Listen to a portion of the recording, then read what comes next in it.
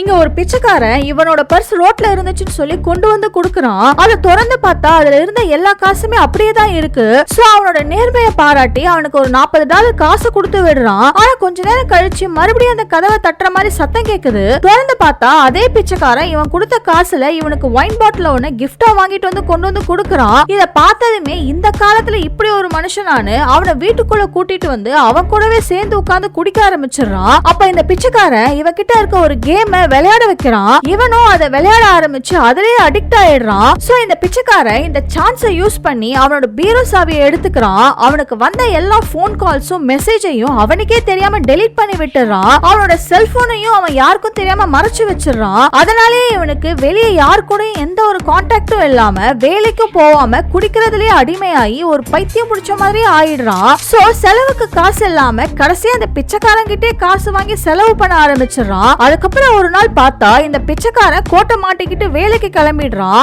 இப்ப அவனுக்கு பாஸ் மாதிரி நடந்துக்கிறான். இவன் காசே இல்லாம சொந்த வீட்லயே பிச்சைக்காரனா மாறிடுறான்.